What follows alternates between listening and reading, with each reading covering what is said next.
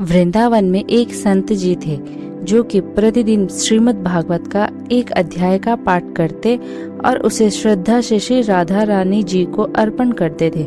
बहुत वर्षों से वह लगातार इस नियम का पालन कर रहे थे। कभी ऐसा नहीं हुआ था कि उन्होंने श्री राधा रानी को भागवत का अध्याय न सुनाया हो। लेकिन एक दिन जब वह भागवत का अध्याय पढ़ने बैठे तो उन्हें उसके अक्षर दिखाई नहीं दिए, जिस कारण वह कुछ भी पढ़ नहीं पाए। उनकी आंखों से अश्रुधारा बह रही थी कि मैं आज राधा रानी को भागवत का अध्याय सुना नहीं पाया। उस दिन न उन्होंने कुछ खाया और न ही पिया। रोते रोते पूरा दिन निकाल दिया, क्योंकि उनका नियम था कि भागवत का पाठ करने के पश्चात ही भोजन करते थे। रात को एक छोटा सा बालक उनके पास आया और पूछने लगा कि बाबा, आप क्यों रो रहे हो? क्या आपकी आंखों की रोशनी नहीं है? क्या आप इसलिए रो रहे हो? संत कहने लगे, नहीं बेटा, मैं तो इसलिए रो रहा हूँ, आज मेरा नियम टूट गया।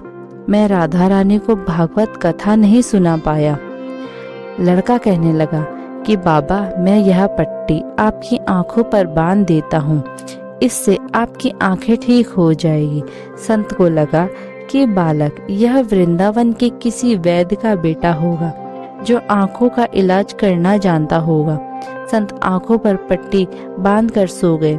सुबह उठकर जब पट्टी आंखों से उतारी तो सब साफ साफ दिखाई दे रहा था।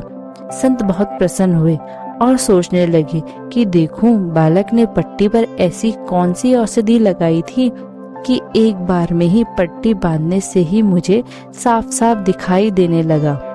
संत जी ने जैसे ही पट्टी पर नजर दौड़ाई, उस पर राधा रानी का नाम लिखा था। राधा नाम की महिमा देखकर संत जी की आंखों से अश्रुधारा बहने लगी। संत जी कहने लगे, किशोरी जी, आपके नाम की महिमा अपरंपार है। आपने जो मुझ पर कृपा की है, लगता है मेरे मुख से भागवत का पाठ सुनकर आपको भी आनंद आता है।